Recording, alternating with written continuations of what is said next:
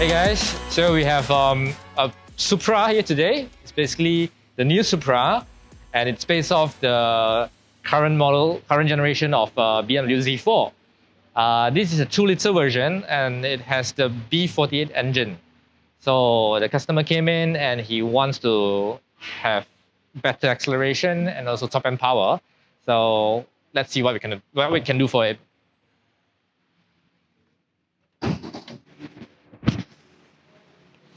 Take a look under the hood. It's basically a BMW engine with a Toyota engine cover. Right, it has a open port air intake feed, high flow cat downpipe. Yeah, probably we will be making around 340, 350 horsepower from this after this. You can make pops and bangs on sport mode, and in comfort mode there's like stop, none at all. So it's a pretty cool feature. Yeah, we'll do some logs and some fine tuning after we tune it with our base map. So we got a lot of questions from our customers and friends. They ask us if we actually do Japanese cars. So yes, we do.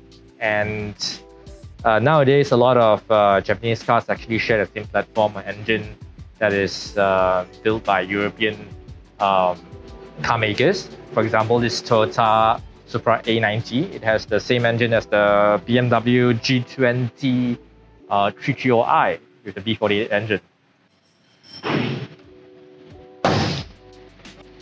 The Supra actually comes with two versions. This one is the 2-liter, and there's another version that came with the 3.0 B58 engine. On those cars, we can actually make quite a lot of power, approximately 510 to 520 with a proper exhaust system, with a full intake kit. Yeah, so that will be great fun. So since we are talking about the B58 engines, this is a Project 8 Pro tip. Those BMWs 34i, the 54i actually comes with the B58, right? But it cannot make as much power as compared to the B58 Supra. The reason being, the Supra has a bigger capacity high pressure fuel pump, which allows this car to actually make more power compared to the B58s that are found on the BMWs. So guys, if you want to push your BMW B58 engine to power beyond 500 plus horsepower, get the Supra fuel pump. So Jack is actually removing the ECU. It's actually an MG1 ECU by Bosch. We're gonna use the bench method to read and write the ECU. And once Jack has read out the file, we synchronize the file to our server. Michael will do his magic. Magic Mike. Now that we've benched the file, we have the original content of the ECU. I had to make certain preparations, of course, in order to open those maps and be able to edit those. The similarity to a 330i, to a BMW with a B48 engine, is very similar, luckily, so it's not like it's a completely new development. So I based it upon the white 330i that we've done and featured before, which made very good power. I will just adjust it a little more because the car has different modifications, and add, of course, our signature burbles to it. I'll add some timing to it, some ignition timing, and decat it, of course. It has no more catalyst, speed limiter gone, everything else is prepared. So I'm actually ready for Joshua to apply this. And yeah, we go on a test drive and log it.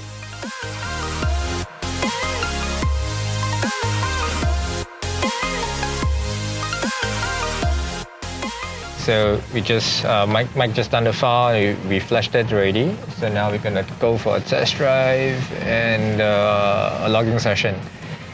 The important parameters to look out for would be the boost set points, and lambda control, of course, which is the air-fuel ratio. We want to make sure that the engine is getting enough fuel, not only to make more power, but also for engine cooling and to make sure it's running healthily. we're gonna drive it normally first, so that the ECU adapts to the new settings, and also to check out if there's any anomalies, to replicate when we have to replicate normal driving circumstances to make sure the car is smooth, throttle input is good, and there's no sudden jerks or anything like that. Okay, we are about to start our log session in third gear to red line. Ready, Hassan? Let's go. And now.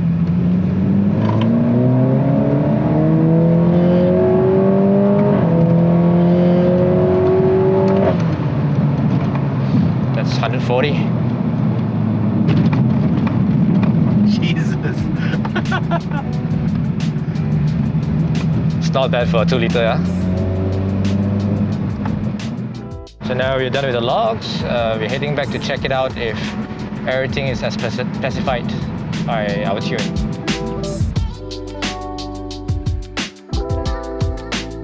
Yeah, we just came back from the test drive. Let me just go look for the log. There it is. I want to make it displayable so we can see what actually is going on. Intake air temperature, oh, 50 degrees. That's quite high. That's something that, well, we can't do anything about. It's a hardware thing. Lambda. Lambda follows beautifully. I have no problem with that. Then boost pressure. It's a little lower in boost than on Jason's car. So basically it does respond differently than a 3 Series. He has an open pod type air filter. I don't know if that makes a difference, but this is something that I would like to work on in order to get a more consistent, more steady boost. Mass airflow. Mass airflow has increased quite a lot, so it's powerful. I mean, it definitely makes 320-ish horsepower by now.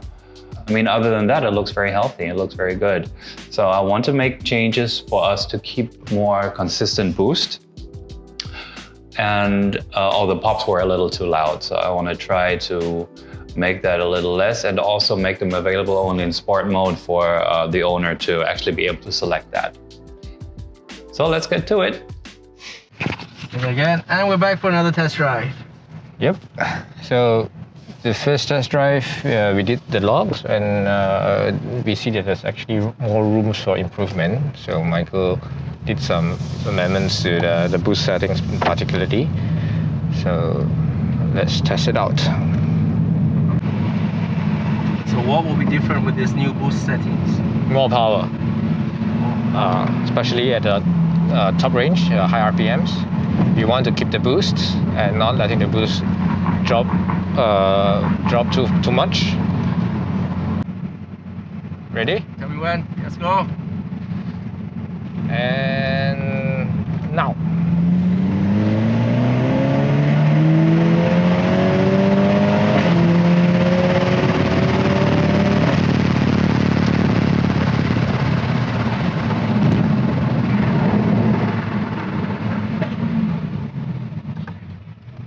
Whoa. Is it better than before, right? Way better.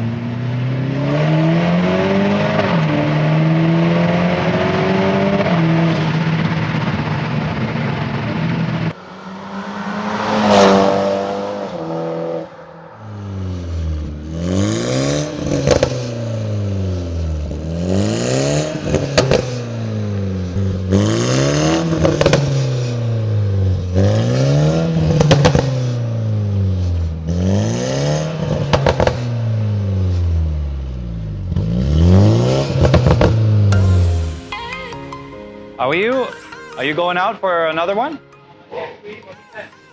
I'm sorry? B-flash? Ah, okay. So we've done our adjustments, we've done our test drives. Car is good, car is better now. I didn't like the inconsistent boost, as said before, and it had a little bit of a weird boost spike that shouldn't have been there, which we fortunately managed to eradicate now. So we're now running at about 0.4 bar more than before, than stock, of course. As said, around 310, 320 horsepower, is quite sure of that. We need to dyno it next. Now they'll do one more check drive after adaptation happened, and then the customer will be the one driving it and giving us his feedback. So how long have you had this car for? Just 2 months. And what did you want to improve? The back end power, more back end power, because the car, all the focus is on the front. So I wanted something on the back. Yeah, Alright, hopefully you'll be happy with the outcome. yeah, hopefully. Right, so you're gonna go for your first test drive. That's right. What is your expectations from the car? My expectation is high. Okay. As usual, as usual. Yeah. Okay, so you go for a ride and then we'll see you when you come back. Yeah, alright. Alright.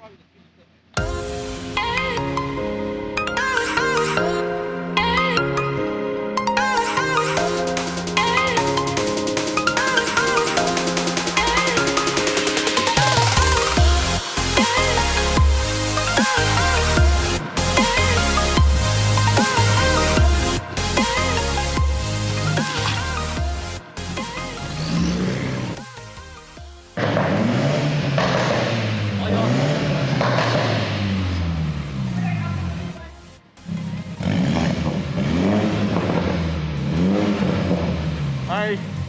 Sounds like you're having fun? Yeah. It's definitely a lot improvement. Yeah, quite a lot on the back end especially.